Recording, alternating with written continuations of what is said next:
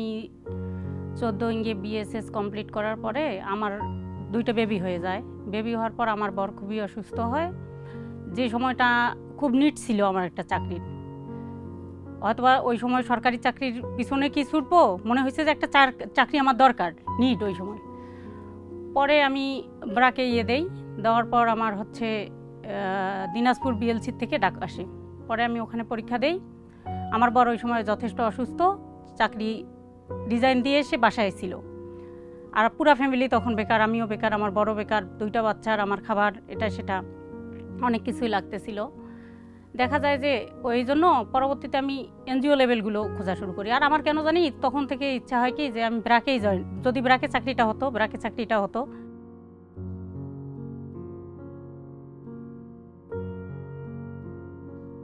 আমি হচ্ছে দরখাস্ত দেই, পরে তো আমাকে দিনাজপুর বিএলসি থেকে ডাকে, প্লাস আমি জয়েন্টও করি। জয়েন করার পরে এখন হয়তো বা অনেকেই অনেক কথা বলতো ওই সময় যে মাইক্রো ফাইন্যান্সে আমি চাকরি কি করতে পাবো, যে কিস্তি আনার চাকরি, এটা হয়তো বা আমার দ্বারা সম্ভবও নাও হতে পারে। তো আমি তো আমার নিডটা বুঝতাম, প্লাস আমি যখন এগুলো কথা শুনছিলাম হোপলেস হয়ে যেতাম যে সত্যি কি পাবো না। পরে যখন আমি জয়েন করার পরে না বিভিন্ন চ্যালেঞ্জ আসে। আমাদের মাইক্রো ফাইন্যান্স চাকরি করতে গেলে তো চ্যালেঞ্জের মুখোমুখি হতেই হবে, সেটা সবাইকে। আর আমারও অনেক চ্যালেঞ্জ আসে, যে চ্যালেঞ্জগুলো আমি তরায় উতরায় উপরে আসি। বারবারই মনে হয় যখন আমি একটা চ্যালেঞ্জের মুখোমুখি হই আর ওইটার থেকে আমি ফিরে আসি, তখন মনে হয় কি যে না আমি পাবো, মানে মনোবলটা আমার ততটা শক্তিশালী হয়ে যায়। আমরা যখন মাইক্রো ফাইন্যান্সে কাজ করতে যাই অবশ্যই চ্যালেঞ্জের মুখোমুখি আমাদেরকে হতেই হয়। আর আমাদের দেখা যায় প্রতিজনার জীবনে কম বেশি চ্যালেঞ্জিং গল্পগুলো অনেক বেশি থাকে। তার মধ্যে একটা গল্প হচ্ছে 27-23 কোটের শেফালি নামে এক আপা আছে, উনি ঋণ নিতে আসতে দেরি করে ফেলছে। এখন দেরি করে ফেলছে, আমিও আবার দেখা গেছে যে 12:30-1টার মধ্যে অফিসে ঢুকে ফেলছি কালেকশন করে এসে। তো ওনাকে আমি বলতেছি যে আপা দেরি করলেন কেন? তো বলতেছে আপা খুব দেরি হয়নি, আমার একটু দরকার ছিল তো বাসায় আসতে, একটু তাও দেরি হয়ে গেছে। তো আমি এখন বলতেছি যে আচ্ছা ঠিক আছে। তখন টাকা নিয়ে উনি বের হচ্ছে। কেন আমি ঋণ দিতে গেলে কমপক্ষেও কিন্তু 4-5 জন, মানে 4-5 বার তার বাসায় যাই, আবার ফির হচ্ছে 4-5 জন সদস্যর নাম্বার নিয়ে আসি, আসলে ওনার পালানোর সম্ভাবনা আছে বা কিস্তিটা কী ধরনের চালাইতে পারে, পুরানা সদস্য হলেও আমি এগুলো করি। আর যার জন্য আজ পর্যন্ত আমার বিয়েগুলো ঠিক আছে। পরে আমি যখন ওনার এতদিন 4-5 দিন যে গেলাম আসলাম, আবার সদস্যদের কাছ থেকে শুনি কোনো সমস্যা নেই, বলতেছে যে আপা সমস্যা নেই, পুরানা সদস্য 2 দফা ঋণ নিয়ে ফেলছে। তো আমার আর তো এমন কোনো না হলো। তো হচ্ছে উনি আমার সঙ্গে যখন কথা বলবে, ওনার কেন জানি কথাগুলো মানে ভালো বুঝলাম না, পজিটিভলি আসলো না। সেক্ষেত্রে আমি হচ্ছে বের হয়ে আমি আর এক সদস্যকে ফোন দিছি, বললাম যে শেফালি আপার কি কোনো সমস্যা আছে আপা বাসায়?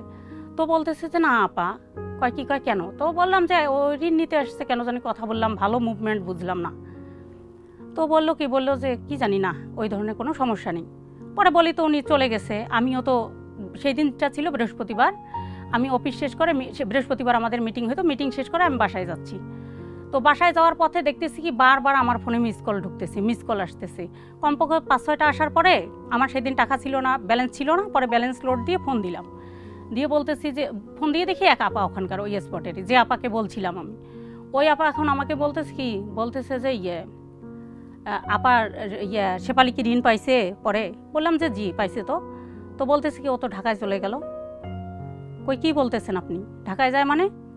পরে আমি ওই কথা বলে তৎক্ষণাৎ আমি বাসায় না ঢুকে কাউন্টারে ঢুকে এখানে খুঁজতেছি ওখানে মানে দৌড়াদৌড়ি দেখে এখন একটা ছেলে আমাকে বলতেছে যে আপা আপনি এভাবে দৌড়াচ্ছেন কেন, কাকে খুঁজতেছেন? তো আমি বললাম ভাই একজন আমার কাছ থেকে, আমি আর এভাবে না বলেই বলতেছি যে একজন টাকা নিয়ে চলে যাচ্ছে, তো ওনাকে একটু ধরার জন্য আমি আসছি, আমি শুনছি এই কাউন্টারে আছে উনি। তখন উনি কি বললো যে আপা তাহলে আপনি এক কাজ করেন, এই যে বাসটা ছাড়বে এই বাসে যতক্ষণ, আধা ঘন্টা আগে এক মহিলা উঠছে, উনি বারবারই বলতেছে যে হবে, মানে উনি বারবারই বলতেছে বাসটা কখন ছেড়ে দিবে, মানে আমাদের টাইম হয়নি, তাও উনি বারবার বলতেছে। তখন আমি বাসের ভিতরে উঠলাম, দেখি গাড়িটা ছাড়া ভাব। আমি বললাম ভাই একটু স্টপ করিয়েন তো, আমার একটু কাজ আছে ভিতরে। পরে ভিতরে যাওয়ার সঙ্গে সঙ্গে ওই আপা বলতেছে আপা আপনি কাকে খুঁজতেছেন? তখন তো আমি দেখে ফেলছি, বললাম যে কাকে খুঁজতেছি মানে আপনাকেই খুঁজতেছি, আপনি কোথায় যাচ্ছেন? তখন বলতেছি না আমি কোথাও যাব না, আমি এই যে রংপুর থাকি। কই রংপুর কেন? বলতেছে যে আমি বেড়াইতে যাচ্ছি। বেড়াইতে যাচ্ছেন, এত বস্তা কেন আপনার কাছে? কয় কে বললো আমার কাছে বস্তা আছে? আমার কাছে তো আপনি কোনো বস্তা দেখেন নাই যে আমি একটা মানুষ। কই না, আপনার লকারে তো বস্তা আছে, আমি জিজ্ঞেস করে উঠছি এখানে। তখন তো উনি আর কথা বলে না, চুপ করে গেছে। পরে ওনাকে নামায় নিয়ে আসলাম, নামায় নিয়ে এসে বলতেছি যে আপনি থাকেন, আপনি চলে যাবেন, যান, কর্মের উদ্দেশ্যে যাচ্ছেন, কিন্তু এভাবে ঋণ নিয়ে আমাকে না বলে যাওয়াটা আপনার উচিত হয়নি। পরে আমি আমার ম্যানেজমেন্টকে জানাইলাম, ভাই এই ঘটনা। তৎক্ষণাৎ উনি আবার আমার এক ভাই ছিল আমার স্টাফ, উনি হচ্ছে সেলিম নাম, সেলিম ভাইকে নিয়ে চলে গেল ওখানে উলিপুরে। যাওয়ার পর ওদেরকে নিয়ে আবার বাসায় ফিরে আসলাম। বাসায় ফিরে এসে ওই ঋণের জিম্মিদার নিয়োগ করলাম, জিম্মিদার নিয়োগ করে পরে ছেড়ে দিছি, পরে ঢাকায় গেছে, ঋণটা পরিশোধ করছে আর কি।